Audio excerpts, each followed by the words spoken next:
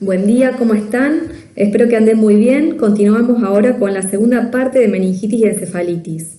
En este caso voy a desarrollar encefalitis, pero a diferencia de la clase anterior, la forma de inicio será con un caso clínico. Les presento entonces la historia de un hombre de 66 años que consulta por un cuadro de 3 días de evolución caracterizado por cefalea y mareos. Un día antes del ingreso agrega alteración del lenguaje. No podía ni comprender ni expresarse en forma adecuada. Y además de eso tenía fiebre. Como antecedentes era diabético e hipertenso. En el examen físico encontramos que estaba febril, hipertenso, taquicárdico y con una afasia global. La forma inicial de enfocarlo fue como un síndrome focal. Si bien la presencia de fiebre orienta siempre a causas infecciosas, las causas no infecciosas no podemos descartarlas inicialmente. Tener en cuenta dentro de ellas las causas vasculares, metabólicas, inflamatorias, tumorales y traumáticas. Para tener más información sumamos a la clínica los exámenes complementarios, inicialmente un análisis de sangre que solo mostró hiperglicemia y una eritrosedimentación algo elevada. Por los síntomas que tenía el paciente, completamos una tomografía de cráneo para descartar las otras causas que nombramos antes. Al no encontrar causas que justifiquen el cuadro clínico del paciente y estando febril decidimos avanzar con una punción lumbar. Como vieron, las características del líquido cefalorraquídeo orientan a causas infecciosas o menos frecuentes inflamatorias. Por lo tanto, decidimos comenzar tratamiento empírico con aciclovir. Para tener más datos de qué pasaba con su cerebro, decidimos completar una resonancia encefálica donde pudimos ver lesiones hiperintensas, principalmente en el lóbulo temporal del lado izquierdo. En el líquido cefalorraquídeo, además de hacer cultivos, hicimos PCRs virales. El resultado positivo corresponde a un herpes simple tipo 1. Tengamos en cuenta este gráfico aplicado a pacientes con sospecha de encefalitis. Si la tomografía no muestra diagnósticos alternativos ni contraindica la punción lumbar, el paso siguiente es llevarla a cabo. Si la punción lumbar llegara a demorarse más de 6 horas, podemos iniciar tratamiento empírico con aciclovir. Repasemos entonces a qué nos referimos cuando hablamos de encefalitis. Es una inflamación aguda del parénquima cerebral, que se manifiesta clínicamente por cefalea, por fiebre, alteración de la conciencia, a veces síntomas focales y convulsiones. Al igual que las meningitis, puede ser infecciosa o no infecciosa. La principal causa infecciosa corresponde al herpes simple tipo 1. Eso se da en el 90% de los casos. La encefalitis herpética es la causa más frecuente de encefalitis necrotizante esporádica. 2/3 de los casos ocurren en contexto de la reactivación de una infección latente. En relación a la edad, se da más que nada en pacientes menores de 20 años o en mayores de 50 años. No tiene preferencia por sexos ni tampoco variación estacional. Sí existen formas atípicas en pacientes inmunodeprimidos, pero no tienen mayor frecuencia. Estos son los síntomas más frecuentes: alteración de la conciencia, fiebre, cambios de personalidad, alteraciones del lenguaje, crisis convulsiva, síntomas focales como hemiparesia y a veces encontramos edema de papila.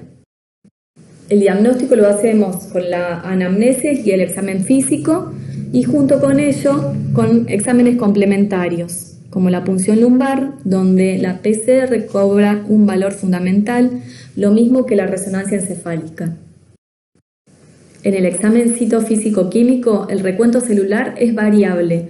Podemos tener células normales o a veces hasta 500 células. Acá predominan los mononucleares. A veces podemos encontrar glóbulos rojos, incluso un líquido xantocrómico.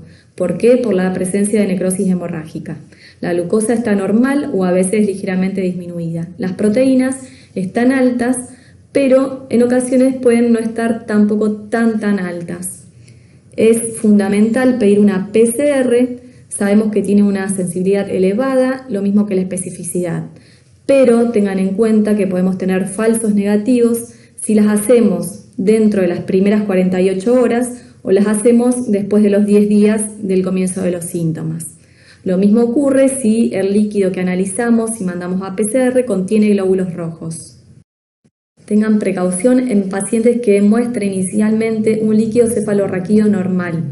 Esto puede ocurrir en 25% de los casos, incluso en pacientes inmunocompetentes. Por lo tanto, si la sospecha es de encefalitis, no suspendan el aciclovir hasta tener otra nueva punción lumbar y los resultados de la PCR. Dentro de las imágenes, la resonancia juega un rol fundamental. ¿Qué podemos ver? Lesión sobre todo en el lóbulo temporal, uni o bilateral, casi siempre en forma asimétrica, también afecta la corteza insular, el lóbulo frontal inferior y a veces encontramos necrosis hemorrágica. Comparto con ustedes casos de pacientes que hemos tenido anteriormente con encefalitis herpéticas. Pueden ver ustedes lesiones acá bilaterales, asimétricas, donde predominan en el lóbulo temporal del lado izquierdo. Otro paciente, también con lesiones típicas de encefalitis herpéticas, afectando ambos lóbulos temporales. Fíjense que las lesiones son predominantemente corticales. En este caso es mayor del lado derecho y tiene bastante efecto de masa. Cuidado también con los pacientes que tienen resonancia normal inicialmente. Esto puede ocurrir en 5% de los pacientes. El tratamiento de elección es el uso de aciclovir a 10 miligramos kilo cada 8 horas. La duración es entre 14 y 21 días.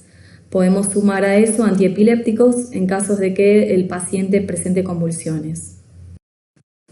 ¿Cuáles son las complicaciones más frecuentes de la encefalitis herpética? Los hematomas dentro del parénquima, la epilepsia secundaria, las alteraciones del lenguaje, sobre todo cuando afectan el hemisferio dominante, y las alteraciones cognitivas. Sepan que, aún con tratamiento adecuado, solo cerca del 15% presenta una recuperación completa. El pronóstico no es alentador. Sin tratamiento, 70% de los pacientes mueren.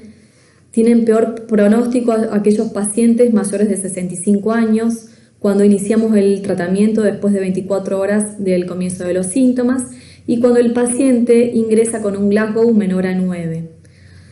También es de mal pronóstico tener en resonancia una difusión positiva y las recaídas en los pacientes es infrecuente, se ven más que nada en niños, quizás el mecanismo sea inmunológico.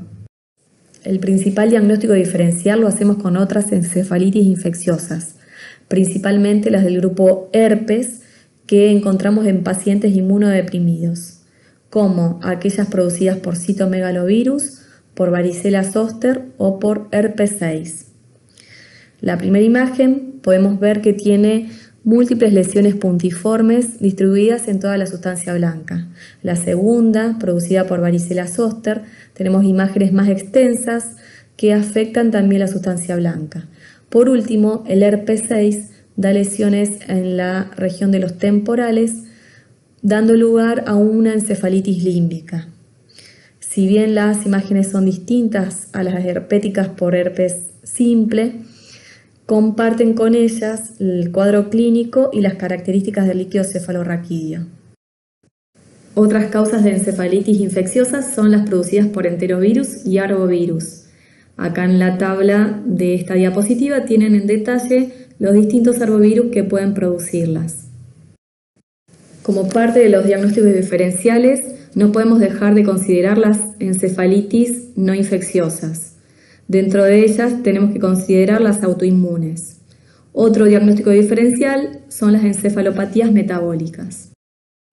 Como ven en esta diapositiva, la lista de encefalitis autoinmunes es larga y extensa. Quizás alguna vez hayan oído nombrar alguna de ellas, como las relacionadas con los anticuerpos anti-NMDA o los AMPA, o contra los canales de calcio. Muchas se asocian a síndromes paraneoplásicos. Otras encefalitis autoinmunes son las que se vinculan a la tiroiditis de Hashimoto o a la enfermedad celíaca. También pueden ocurrir después de un proceso infeccioso o luego de la aplicación de distintas vacunas. Todas ellas, todas las encefalitis autoinmunes, se tratan con corticoides o se puede usar inmunoglobulina o plasmaféresis. Si está asociada a un tumor, la idea es tratar primero el tumor y eventualmente continuar con alguno de estos tratamientos. Volviendo al gráfico anterior, cuando las causas infecciosas están descartadas, tenemos que considerar las encefalitis autoinmunes. Estas encefalitis en general son subagudas y tienen síntomas que más bien están en relación con trastornos de memoria o síntomas psiquiátricos. Por último, para ir terminando con el tema, no se olviden de considerar como parte de los diagnósticos diferenciales a las encefalopatías metabólicas, hepáticas o urémicas. ¿Cómo se van a manifestar? Habitualmente no tienen fiebre ni cefalea, pueden tener crisis comiciales, pero suelen ser generalizadas en lugar de ser focales. No tienen leucocitosis periférica y el líquido cefalorraquídeo suele ser normal. El electroencefalograma puede estar enlentecido, pero sin signos focales. Y la resonancia suele ser normal o en ocasiones podemos encontrar alteración en el brillo de los ganglios de la base. Gracias por su atención y como les dije anteriormente, ante cualquier duda pueden contactarme al mail que aparece en la diapositiva. Nos vemos.